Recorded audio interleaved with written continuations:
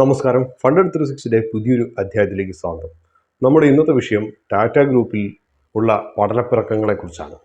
നമുക്കറിയുന്ന പോലെ തന്നെ ടാറ്റ ട്രസ്റ്റിൽ കഴിഞ്ഞ കുറച്ച് കാലങ്ങളായിട്ട് കുറച്ചൊരു അടിയും പിടിയും അസ്വാരസ്യങ്ങളും ഒക്കെ നമ്മൾ അറിയുന്നുണ്ട്. അതിനു മുമ്പേ തന്നെ ഈ അസ്വാരസ്യങ്ങളെല്ലാം തുടങ്ങിയിരുന്നു എന്നാണ് ഇപ്പോൾ നമുക്ക് കിട്ടുന്ന അറിവ്. അപ്പോൾ ഒത്തിരിയേറെ പേർ, പ്രത്യേകിച്ച് ടാറ്റ ഗ്രൂപ്പിലെ നിക്ഷേപകർ, അവർ കുറച്ചൊക്കെ മെസ്സേജൊക്കെ അയച്ചിട്ടുണ്ടായിരുന്നു. അതായത് ഈ ഒരു പോക്ക് എങ്ങോട്ടാണ്? ഈ ഒരു പോക്ക് നമ്മുടെ പണ്ടത്തെ ഫാമിലിയിലുള്ളതുപോലത്തെ ഒരു പോക്കാണോ? അവസാനം ഇത് എവിടെ എത്തിച്ചെന്ന് നിൽക്കും? അല്ലെങ്കിൽ ഇതിനൊക്കെ ഒരു അവസാനമുണ്ടോ? യഥാർത്ഥത്തിലുള്ള പ്രശ്നങ്ങൾ എന്തൊക്കെയാണ്? ഇവയൊക്കെയാണ് ഇന്നത്തെ ഈ ഒരു എപ്പിസോഡിൻ്റെ പ്രതിപാദന വിഷയം. നമുക്കറിയുന്ന പോലെ തന്നെ ഈ വർഷത്തെ ഈ ഒരു കലണ്ടർ ഇയറിൻ്റെ ടാറ്റ ഗ്രൂപ്പ് കമ്പനികളുടെ ഒരു പെർഫോമൻസ് എടുത്ത് നോക്കുകയാണെങ്കിൽ അത്ര നല്ലതായിരുന്നോ എന്ന് ചോദിച്ചു കഴിഞ്ഞാൽ അത്ര നല്ലതല്ല. ഏകദേശം 40% ഇടിവ് രേഖപ്പെടുത്തിയ ട്രെൻഡുണ്ട്. അതുപോലെ തന്നെ ടാറ്റ എലിക്സി ഉണ്ട് 30%, 3-1 ഇടിഞ്ഞ് തകർന്നു പോയത്. കാര്യമായിട്ട് വലിയ നേട്ടങ്ങളൊന്നും നൽകാത്ത ടാറ്റ കമ്മ്യൂണിക്കേഷനോ അല്ലെങ്കിൽ ടാറ്റ കൺസ്യൂമർ ഗുഡ്സോ ഇതുപോലെയൊക്കെ ഉള്ളതുണ്ട്. അതേസമയം നേട്ടമാകെ കാര്യമായിട്ട് നൽകിയത് ഹോൾഡിംഗ് കമ്പനി ആയിട്ടുള്ള ടാറ്റ ഇൻവെസ്റ്റ്മെൻറ്റ് കോർപ്പറേഷൻ മാത്രമാണ്.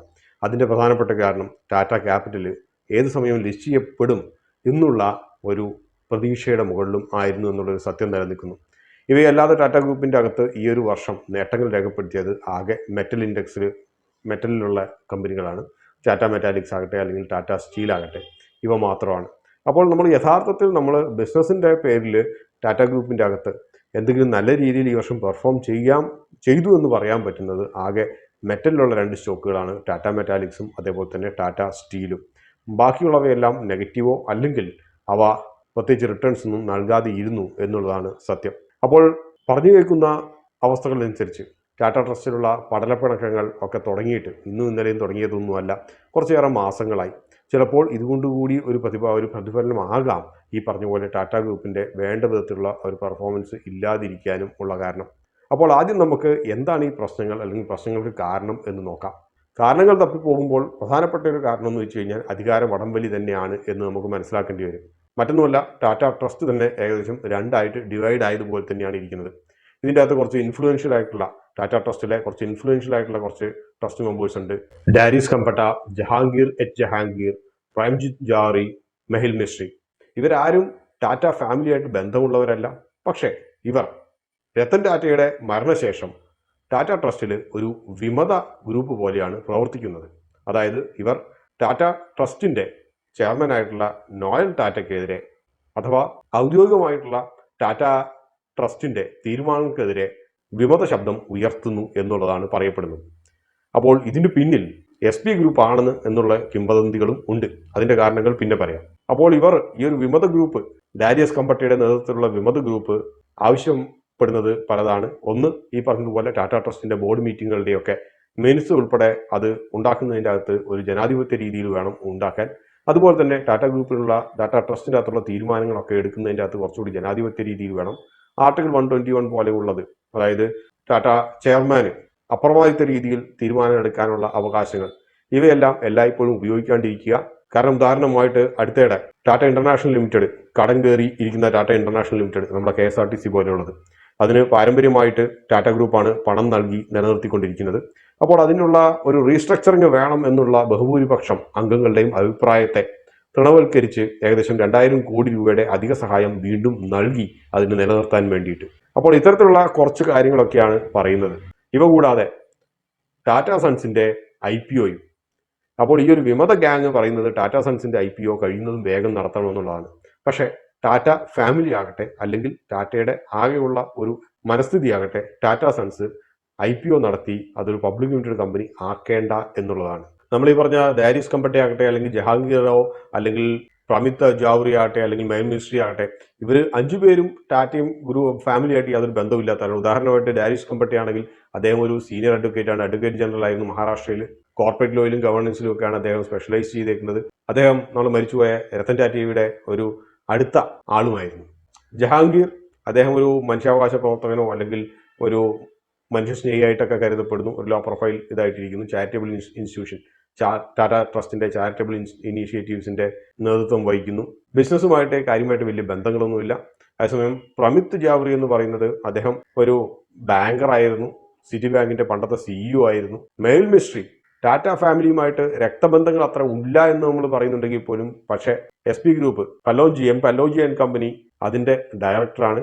രക്തബന്ധമില്ല, പക്ഷേ പണ്ട് മരിച്ചു പോയിട്ടുള്ള സൈറസ് മിസ്ട്രിയുടെ കസിനാണ് ഇദ്ദേഹം. ഇപ്പോൾ തന്നെ ഏകദേശം ടാറ്റ ട്രസ്റ്റിന്റെ ഒരു കാര്യങ്ങളെക്കുറിച്ച് മനസ്സിലായിട്ടുണ്ടാവും. വളരെ ജനാധിപത്യ രീതിയിലോ അല്ലെങ്കിൽ ഒരു ഫാമിലി ട്രസ്റ്റ് പോലെയോ മാത്രം പ്രവർത്തിക്കുന്ന ഒരു ട്രസ്റ്റ് അല്ല ടാറ്റ ട്രസ്റ്റ് എന്ന് പറയുന്നത്. ഇതിനെക്കുറിച്ച് കൂടുതൽ അറിയണമെങ്കിൽ ടാറ്റ ഗ്രൂപ്പിന്റെ ഒരു പ്രവർത്തന രീതിയെക്കുറിച്ച് കൂടി അറിയുന്നതായിരിക്കും ഏറ്റവും നല്ലത്. അഥവാ ടാറ്റ ഗ്രൂപ്പിലുള്ള ലിസ്റ്റഡ് ആയിട്ടുള്ളതും അല്ലാത്തതുമായിട്ടുള്ള എല്ലാ കമ്പനികളുടെയും ഹോൾഡിംഗ് കമ്പനിയാണ് ടാറ്റ സൺസ്. ടാറ്റ സൺസ് ഒരു NBFC ആയിട്ടാണ് രജിസ്റ്റർ ചെയ്തിരിക്കുന്നത്. അപ്പോൾ അതുകൊണ്ടാണ് Tier 1 NBFC ആയിട്ടുള്ളത് കൊണ്ട് CS ലൈസൻസ് ഉള്ളത് കൊണ്ട് RBIയുടെ നിർദ്ദേശമായിരുന്നു സെപ്റ്റംബർ 30 മുമ്പ് ഇത് IPO നടത്തണം എന്നുള്ളത്. അപ്പോൾ ടാറ്റ സൺസ് ഈ ഒരു NBFCയുടെ 66% ടാറ്റ ട്രസ്റ്റ് ആണ് ഹോൾഡ് ചെയ്യുന്നത്. മിസ്ട്രി ഫാമിലി SP ഗ്രൂപ്പ് ഉൾപ്പെടെ ഏകദേശം 18.4% ഹോൾഡ് ചെയ്യുന്നു. ടാറ്റയുടെ തന്നെ ബാക്കി സബ്സിഡറി ആയിട്ടുള്ള ടാറ്റ സ്റ്റീൽ, ടാറ്റ മോട്ടോഴ്സ് അങ്ങനെയൊക്കെയുള്ളതെല്ലാം കൂടിയിട്ട് ഏകദേശം 13% അടുത്തും ബാക്കിയുള്ള കുറച്ച് ഇൻഡിവിജ്വൽസ് അവർ 2.8% ഹോൾഡ് ചെയ്യുന്നു. ഇതാണ് ടാറ്റ കമ്പനികളുടെ ഹോൾഡിംഗ് കമ്പനിയായിട്ടുള്ള ടാറ്റ സൺസിന്റെ ഷെയർ ഹോൾഡിംഗ് പാറ്റേൺ. ഇപ്പോൾ ഏകദേശം മനസ്സിലായിട്ടുണ്ടാവും ടാറ്റ ട്രസ്റ്റിന്റെ തീരുമാനങ്ങൾ അത് എന്തുമാത്രം പ്രാധാന്യം അർഹിക്കുന്നു ടാറ്റയുടെ ഓരോ ചെറുതും വലുതുമായിട്ടുള്ള കമ്പനികളുടെ തീരുമാനങ്ങളിലേക്ക് എത്തിച്ചേരുന്നതിനെന്ന്. നേരത്തെ പറഞ്ഞ പോലെ തന്നെ RBI ഒരു അപ്പർ ലെയർ NBFC ആയതുകൊണ്ട് തന്നെ ടാറ്റ സൺസിനെ IPO നടത്തണമെന്ന് നിഷ്കർഷിച്ചിട്ടുണ്ടായിരുന്നു. സെപ്റ്റംബർ ആയിരുന്നു ആ ഡെഡ് ലൈൻ എന്ന് പറയുന്നത്. ഈ ഒരു കാര്യത്തിന് ഏറ്റവും മുമ്പിൽ നിന്നതും ഇതിനുവേണ്ടി വളരെയധികം പുഷ് ചെയ്തതുമായിട്ടുള്ളത് SP ഗ്രൂപ്പ് ആയിരുന്നു. ഷപോൺജി പല്ലോൺജി നമുക്കറിയുന്ന പോലെ തന്നെ ഏകദേശം 18% അടുത്ത് സ്റ്റേക്ക് ഉണ്ട്. ഒരു ദൂർത്തനായ പുത്രൻ എന്നൊക്കെ പറയുന്ന പോലെ SP ഗ്രൂപ്പ് കടം കയറി മുടിഞ്ഞിരിക്കുന്ന രീതിയിലൊക്കെ ഉള്ള ഒരു കമ്പനിയാണ്. ഏറ്റവും അധികം അവരുണ്ടാക്കിയത് കടം മാത്രമാണ്, പക്ഷേ വേണ്ടത്ര അസറ്റ് ഉണ്ടാക്കിയിട്ടില്ല. പക്ഷേ SP ഗ്രൂപ്പ് ഈ കടം കുറയ്ക്കാൻ വേണ്ടിയിട്ട് പ്രധാനമായിട്ടും വളരെ ലളിതമായിട്ടുള്ളൊരു കാര്യമാണ് ചെയ്തത്. കയ്യിലിരിക്കുന്ന ഈ 18% സ്റ്റേക്ക് എടുത്തിട്ട് പണയം വെച്ച് ആ പണം ബിസിനസ് ആവശ്യത്തിനും എല്ലാത്തിനും വേണ്ടി ഉപയോഗിച്ചു. അപ്പോൾ ടാറ്റ സൺസ് ലിസ്റ്റ് ചെയ്യുന്നത് കൊണ്ട് ഏറ്റവും വലിയ ബെനിഫിഷ്യറി സത്യത്തിൽ SP ഗ്രൂപ്പാണ്. കാരണം ലിസ്റ്റ് ചെയ്യുന്നതോടുകൂടി നമുക്ക് അറിയുന്ന പോലെ തന്നെ ഇന്ന് അൺലിസ്റ്റഡ് മാർക്കറ്റിൻ്റെ അകത്ത് ഇരിക്കുന്ന ആ ഒരു വിലയൊന്നും ആയിരിക്കില്ല ഈ ടാറ്റ സൺസിനുണ്ടാകുക. അതിനൊരു പ്രീമിയവും കൂടി വരും. അപ്പോൾ ആ ഒരു പ്രീമിയവും കൂടി വന്നു കഴിയുമ്പോൾ ഈ പറഞ്ഞ പോലെ പ്ലഡ്ജ് ചെയ്യാനാണെങ്കിലും ശരി അല്ലെങ്കിൽ അതിൽ നിന്ന് എക്സിറ്റ് ചെയ്യാനാണെങ്കിലും ശരി വലിയ ഒരു നേട്ടം ലഭിക്കും. ഉദാഹരണമായിട്ട് അൺലിസ്റ്റഡ് ആയിട്ടിരിക്കുമ്പോൾ ചിലപ്പോൾ 100 രൂപയായിരിക്കും അതിന്റെ വാല്യൂഷൻ. അപ്പോൾ അതിൻ്റെ അകത്ത് ഒരു ഹെയർ കട്ടൊക്കെ കഴിഞ്ഞിട്ട് ഏതെങ്കിലും ഒരു ധനകാര്യ സ്ഥാപനം നൽകുന്നത് ഒരു 80 രൂപയായിരിക്കും. അതേസമയം ലിസ്റ്റ് ചെയ്യുമ്പോൾ നമുക്ക് അറിയുന്ന പോലെ തന്നെ എപ്പോഴും ഒരു പ്രീമിയത്തിലാണ് പോവുക. 100 രൂപ ഇൻട്രിൻസിക് വാല്യൂ ഉള്ളതിന് ചിലപ്പോൾ 200 രൂപയാകാം. അതിന്റെ 80% ലഭിക്കുക എന്ന് വെച്ച് കഴിഞ്ഞാൽ 160 രൂപ ലഭിക്കും. അഥവാ വളരെ എളുപ്പത്തിൽ അതിൻ്റെ അകത്ത് നിന്ന് എക്സിറ്റ് ചെയ്യാനും സാധിക്കും. അതുമാത്രമല്ല, ഇനിയിപ്പോൾ ഇതിൻ്റെ അകത്തുനിന്ന് ഈ ഷെയർസൊക്കെ ടാറ്റ സൺസിൻ്റെ അത് വിറ്റൊഴിഞ്ഞിട്ട് പോവുകയാണെങ്കിൽ പോലും ടാക്സിന്റെ വകയിലും വലിയ ലാഭം ലഭിക്കും. ഇതൊക്കെയാണ് പ്രധാനമായിട്ടും പല്ലോൺജി ഗ്രൂപ്പിനെ ടാറ്റ സൺസ് ലിസ്റ്റ് ചെയ്യണം എന്ന് പ്രഷറൈസ് ചെയ്യാൻ വേണ്ടിയിട്ടുള്ള പ്രധാനപ്പെട്ട ഒരു കാരണം. അതുകൊണ്ട് തന്നെ പല്ലോൺജി ഗ്രൂപ്പ് ടാറ്റ ട്രസ്റ്റിന്റെ മുകളിൽ ഇതിനു വേണ്ടിയിട്ടുള്ള പ്രഷറൈസ് ചെയ്യാന്ന് പറഞ്ഞിട്ട് കാലം കുറേയായി. പക്ഷേ എങ്കിൽ പോലും രത്തൻ ടാറ്റയുടെ കാലത്ത് ഈ പറഞ്ഞ കാര്യങ്ങളൊന്നും കാര്യമായിട്ട് വിലപ്പോയില്ല എന്നുള്ളതാണ് സത്യം. ഇതിന്റെ കൂടെ തന്നെ നമ്മൾ അടുത്തിടെ കണ്ടിട്ടുള്ള വാർത്തയാണ് അമിത്ഷാ ഉൾപ്പെടെയുള്ളവർ, അമിത്ഷയും അതേപോലെ തന്നെ നമ്മുടെ ഫിനാൻസ് മിനിസ്റ്റർ ആയിട്ടുള്ള നിർമ്മല സീതാരാമൻ ഉൾപ്പെടെ ഈ ഒരു പ്രശ്നങ്ങളെല്ലാം വന്നു കഴിഞ്ഞപ്പോൾ നേരിട്ട് നോയലുമായിട്ട് ടാറ്റ ട്രസ്റ്റ് ചെയർമാനുമായിട്ടും ഒക്കെ സംസാരിച്ചു. അതായത് ടാറ്റ സൺസിന്റെ ചെയർമാൻ ചന്ദ്രശേഖരനുമായിട്ടും നോയലുമായിട്ടൊക്കെ സംസാരിച്ചു. അപ്പോൾ പലർക്കും ഉള്ളൊരു സംശയം, ഇന്ത്യയിലെ ഒരു കോർപ്പറേറ്റ് കമ്പനി അതിലുള്ള എന്തെങ്കിലും പ്രശ്നത്തിന് വേണ്ടിയിട്ട് എന്തിന് രാഷ്ട്രീയക്കാർ ഇടപെടണം അല്ലെങ്കിൽ ഗവൺമെന്റ് നേരിട്ട് ഇടപെടണം എന്നുള്ളതാണ്.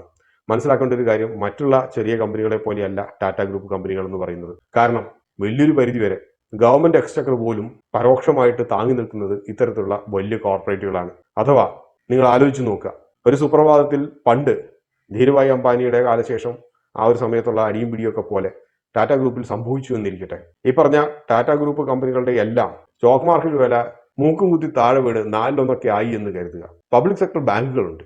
എന്ന് മാത്രമല്ല, ഈ പബ്ലിക് സെക്ടർ ബാങ്കുകൾ ടാറ്റ ഗ്രൂപ്പിന്റെ ഷെയർസ് പ്ലെഡ്ജ് ആയിട്ട് എടുത്തിട്ടുണ്ടാകാം. അപ്പോൾ ഇത് പരോക്ഷമായിട്ട് ഗവൺമെന്റിനെ വളരെയധികം ബാധിക്കുന്ന കാര്യങ്ങളൊക്കെ തന്നെയാണ്. ഒരു മാർജിൻ ഷോർട്ട് ഫോൾ ഒക്കെ വരിക എന്ന് പറയുന്നതിന്റെ കാര്യങ്ങൾ നമ്മുടെ സാധാരണ ട്രേഡിംഗ് അക്കൗണ്ടിൽ ഒരു ഇത്തിരി മാർജിൻ ഷോർട്ട് ഫോൾ വരുന്ന പോലെയല്ല. ഇതിനൊക്കെ ഒരു റിപ്പിൾ എഫക്ട്സ് ആണ് ഉണ്ടാകാൻ പോകുന്നത്. പ്രധാനപ്പെട്ട ഒരു ചോദ്യം, നമുക്ക് ടാറ്റ ഗ്രൂപ്പിന്റെ അകത്ത് ഹോൾഡിംഗ് ഉള്ളവർ എന്ത് ചെയ്യണം എന്നുള്ളതാണ്. ഇത് അല്ലെങ്കിൽ മറ്റൊരു രീതിക്ക് പോയിട്ട് അഥവാ അംബാനിക്ക് പണ്ട് സംഭവിച്ച പോലത്തെ അതേപോലെ എന്തെങ്കിലുമൊക്കെ സംഭവിക്കുമോ ഇല്ലയോ എന്നുള്ളതാണ്. അങ്ങനെ സംഭവിക്കാനുള്ള സാധ്യതകൾ താരതമ്യേന വളരെ കുറവാണ്. പ്രധാനപ്പെട്ട കാരണം എന്ന് വെച്ച് കഴിഞ്ഞാൽ ടാറ്റ ട്രസ്റ്റ് എന്ന് പറയുന്നത് നമ്മൾ ഈ പറയുന്ന പോലെ തന്നെ അതിൻ്റെ അകത്തൊരു അപ്രമാദിത്വം ഉണ്ടെങ്കിൽ കൂടിയും ടാറ്റ ട്രസ്റ്റും അതേപോലെ ടാറ്റ സൺസിന്റെയും അല്ലെങ്കിൽ ബാക്കിയുള്ള പബ്ലിക് ലിമിറ്റഡ് കമ്പനികളുടെയും എല്ലാം ഒരു സ്ട്രക്ചർ എന്ന് പറയുന്നത് സത്യത്തിൽ ഒരു പ്രൊഫഷണലി മാനേജ്ഡ് കമ്പനികളുടേതിന് സമാനമായിട്ടുള്ളതാണ്. ആരും ഉത്തരവാദിത്വം ഏറ്റെടുക്കാനില്ല. പക്ഷെ എങ്കിൽ പോലും 100 വർഷത്തിലേറെയായ കമ്പനികൾ പലതും മാനേജ്മെന്റ് ക്വാളിറ്റിയെക്കാളും നിലനിൽക്കാറ് കമ്പനി സ്വയമേവ കുറേ കാര്യങ്ങളുമായിട്ടും അഡാപ്റ്റീവ് ആയി വരുന്നത് കൊണ്ട് തന്നെയാണ്.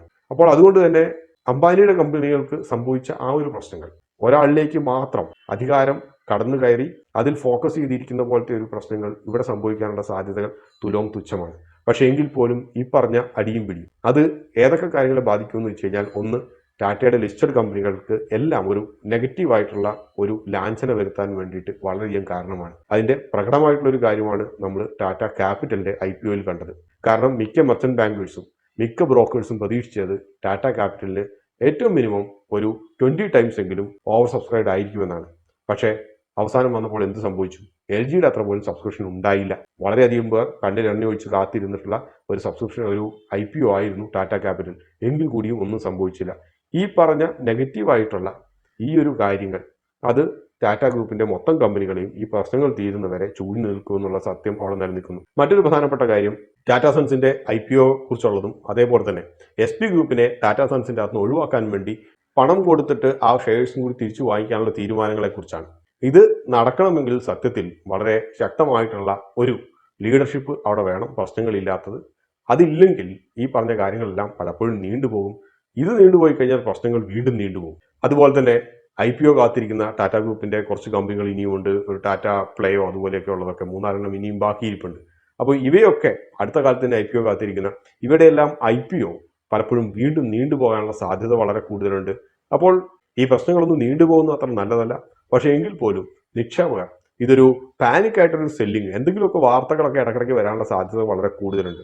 ഈ വാർത്തകളുടെയൊക്കെ മുകളിൽ സാധാരണ രീതിയിൽ മാർക്കറ്റ് ആവശ്യത്തിൽ കൂടുതൽ റീറ്റെയിലേഴ്സ് പ്രതികരിക്കുന്ന ഒരു സാധ്യതയുണ്ട്. പക്ഷേ ഇവയെല്ലാം കേട്ടിട്ട് അതിഭീകരമായിട്ടുള്ള ഒരു പാനിക് സെല്ലിങ്ങിലേക്ക് പോകരുത്. എപ്പോഴും പണ്ട് അദാനി ഗ്രൂപ്പിന്റെ കേസിന്റെ അകത്ത് ഹിൻഡൻബർഗിന്റെ റിപ്പോർട്ട് വന്നപ്പോൾ പറഞ്ഞ അതേ കാര്യങ്ങൾ തന്നെയാണ് ഇവിടെയും പറയാനുള്ളത്.